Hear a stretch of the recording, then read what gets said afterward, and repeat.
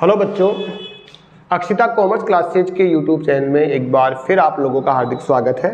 आज का हमारा टॉपिक रहेगा अनअर्न्ड इनकम।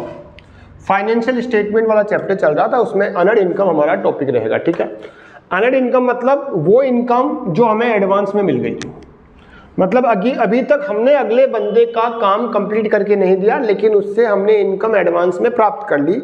यानी वो इनकम जो हमें एडवांस में मिल जाती है, अभी तक हमने काम नहीं किया, अभी तक हमने हमारी सर्विस अगले बंदे को प्रोवाइड नहीं करवाई, लेकिन उस बंदे से हमने पैसा एडवांस में ले लिया, तो वो इनकम कहलाती है हमारी अनअर्न्ड इनकम। ठीक है, जैसे मान लीजिए ये वर्कर है, इसको हमने ये वर्क दिया, 2000 रुपये इसको एडवांस में पे कर दिया। ये वर्कर है, इसको ये काम करने के लिए बोला और इसको हमने उसके 2000 रुपये एडवांस में दे दिए। इस बंदे ने अभी तक ये काम कंप्लीट नहीं किया है, काम कंप्लीट नहीं किया, बट 2000 रुपये हमने इस काम के उसको एडवांस में पे कर दिया। तो ये जो 2000 रुपये जो हमने एडवांस में पे किए, ये इस वर्कर के लिए ये अनअर्न्ड इनकम है। क्या है? Unearned income. इस वर्कर के लिए अनअर्न्ड इनकम, एडवांस में इनकम मिल गई इसको, और हमारे लिए ये प्री पेड एक्सपेंसेस हो गया। हमने एडवांस में एक्सपेंस पे कर दिया। ठीक है, अब इसको ऐसे समझो, देखो, अगर हम एडवांस में वर्कर को पेमेंट कर देते हैं और वर्कर अभी तक हमारा काम नहीं करता है, वो इनकम जो वर्कर ने कमाई नहीं लेकिन उसको मिल गई, तो जो वर्कर है उसके लिए ये अनअर्न्ड इनकम एक तरह से लायबिलिटी हो गई, क्योंकि जब तक वो काम कंप्लीट करके नहीं देगा तब तक ये 2000 रुपये उसके लिए एज ए लायबिलिटी रहेगी। क्यों रहेगी? क्योंकि हम लोग उस वर्कर से वो 2000 रुपये वापस मांग सकते हैं, तो वो उसके लिए लायबिलिटी होती है।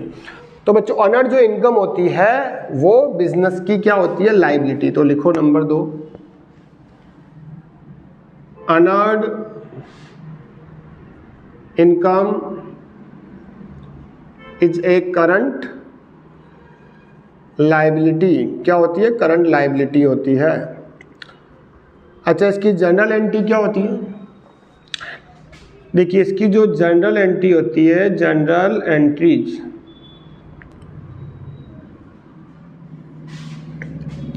अनअर्न्ड इनकम लायबिलिटी है। लायबिलिटी का नेचर क्रेडिट होता है, तो इसको क्रेडिट करेंगे। ठीक है, लायबिलिटी का नेचर क्रेडिट होता है, इसको क्रेडिट कर देंगे। तो क्रेडिट तो कर देंगे टू अनअर्न्ड इनकम। अब भैया डेबिट किसको करें? तो वो इनकम जो हमें एडवांस में मिली उसको डेबिट कर देंगे, क्योंकि ये एडवांस में मिल गई है। Income account debit to unearned income. Entry क्या बनेगी? Income account debit to unearned income. ये जनरल एंट्री बनेगी end of the year, end of the year. उसके बाद अगले साल के स्टार्टिंग में, starting of the next year, अगले साल के स्टार्टिंग में इसकी रिवर्स एंट्री हो जाएगी। एंट्री होगी unearned income account debit to income. ठीक है, unearned income account debit to income. इसको ऐसे समझिए, जैसे मान लीजिए मुझे अगले साल की फीस, कोई बच्चा अगले साल की फीस इस साल ही पे कर देता है और कहता है सर है ना, मैं अगले साल आपके यहीं पढ़ाई करूंगा, यहीं आपके जो है कोचिंग करूंगा, और अगले साल की फीस मुझे चुका देता है। अब मान लीजिए अगले साल में उसको नहीं पढ़ाता हूँ, किसी रीज़न की वजह से नहीं पढ़ा पाता हूँ, तो भैया मुझे उसको वापस फीस पे करनी पड़ेगी। क्या करनी पड़ेगी? पे करनी पड़ेगी।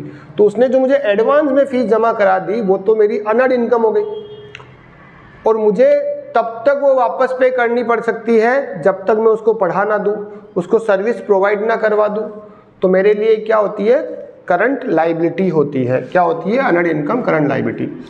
तो इसकी एक एंट्री होती है income account debit to unearned income, और अगले साल के स्टार्टिंग में इसकी रिवर्स एंट्री होगी। तो ये 2 एंट्रीज होती है बच्चों। ठीक है, तो बच्चों फाइनल अकाउंट के अंदर ये अनअर्न्ड इनकम को किस तरह से दिखाया जाता है, जरा ध्यान दीजिए। जब हम फाइनल अकाउंट बनाएंगे तो सबसे पहले हमें यह देखना है कि अर्नड इनकम हमें कहां पर गिवन है। या तो अर्नड इनकम ट्रायल बैलेंस के अंदर गिवन होगी। अगर अर्नड इनकम ट्रायल बैलेंस के अंदर गिवन होगी तो सिर्फ इसका एडजस्टमेंट एक जगह किया जाएगा। ये बात आपको मैंने पहले भी बताई थी।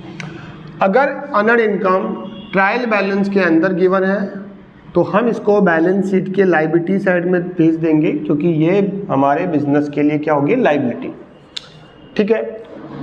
परंतु यदि ये अर्नड इनकम ट्रायल बैलेंस के नीचे अदर एडजस्टमेंट के रूप में गिवन हो तो बैलेंस शीट के लायबिलिटी में भी भेजनी है, और प्लस जब हम प्रॉफिट एंड लॉस अकाउंट बनाएंगे तो उसके क्रेडिट साइड में रेस्पेक्टिव इनकम में से अर्नड इनकम को माइनस कर दिया जाता है। अर्नड इनकम को माइनस कर दिया जाता है। इसको इस तरह से समझिए, जैसे हमारा करंट ईयर चल रहा है 2023-24, ठीक है। अगर आपको कोई इनकम 2024-25 की मिल जाए, मतलब 24-25 की फीस, अगर 24-25 की फीस ट्यूशन फीस है ना, मुझे 2023-24 के अंदर एडवांस में रिसीव हो जाती है। एडवांस में रिसीव, मान लीजिए 12,000 फीस है अगले साल, वो मुझे इस साल ही मिल गई। 2023-24 में मुझे फीस मिल गई 12,000। अब ये जो 12,000 फीस मिली है 23-24 में, ये 23-24 की तो है नहीं, ये तो 24-25 की है बच्चों। लेकिन मिली किस में मिल गई, कौन से ईयर में मिल गई, 23-24 में मिल गई। तो 23-24 का जब प्रॉफिट एंड लॉस अकाउंट बनाएंगे तो 23-24 के प्रॉफिट एंड लॉस के क्रेडिट साइड में जो हमें, तो हमारी जो टोटल इनकम होगी जो हमें मिली है, जो इनकम हमें प्राप्त हुई है, जो फीस मुझे प्राप्त हुई है, जैसे मुझे फीस प्राप्त हुई, मान लेते हैं टोटल 1,72,000 मान लेते हैं। अब उसमें से 12,000 मुझे अगले साल के मिल गए।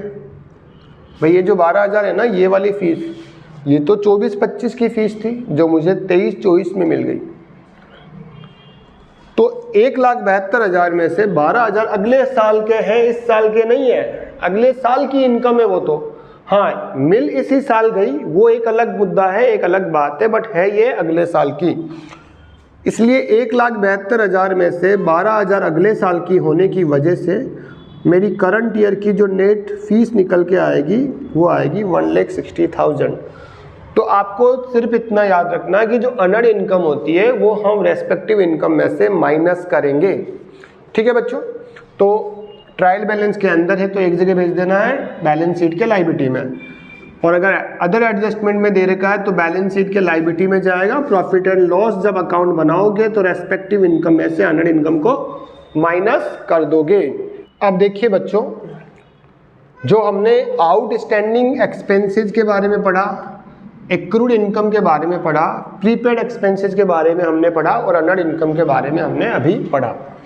जो आउटस्टैंडिंग एक्सपेंस होते हैं, आउटस्टैंडिंग, और जो वो खर्चा जिसका अभी तक हमने पेमेंट नहीं किया, यानी वो एक्सपेंस जो ड्यू हो चुका है परंतु अभी तक हमने उसका पेमेंट नहीं किया, वो आउटस्टैंडिंग एक्सपेंस।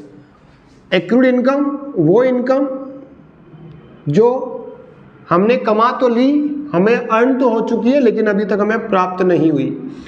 ये दोनों ही बाकी है, मतलब यहाँ इनकम बकाया है, मिलना बाकी है, या खर्चा चुकाना बाकी है। तो जो भी आउटस्टैंडिंग होंगे, जो भी एक्रूड होंगे, वो क्या हो जाएंगे, प्लस हो जाएंगे। बट आउटस्टैंडिंग एक्सपेंसेस हमारे बिजनेस की लायबिलिटी होगी क्योंकि हमें पेमेंट करना है, और एक्रूड इनकम जो हमें मिलनी है इसलिए वो हमारी एसेट होगी। क्या होगी बच्चों, एसेट। ठीक वैसे ही प्रीपेड एक्सपेंसेज और अर्नड इनकम की बात करते हैं। प्रीपेड एक्सपेंसेज मतलब वो खर्चा जिसका पेमेंट एडवांस में हो चुका है। अर्नड इनकम मतलब वो इनकम जो हमें एडवांस में मिल चुकी है ना। खर्चा, अगले साल का खर्चा इस साल पे कर दिया तो माइनस, अगले साल की इनकम इस साल मिल गई तो माइनस। बट प्रीपेड एक्सपेंसेस क्योंकि हमने एडवांस में पे किया है इसीलिए वो एसेट है। अर्नड इनकम चूंकि हमें एडवांस में इनकम मिल गई है, हमें एडवांस में इनकम मिल गई तो अगला बंदा हमसे वापस उस इनकम को मांगने की डिमांड कर सकता है, इसलिए ये क्या हो जाएगी, हमारी लायबिलिटी हो जाएगी बच्चों।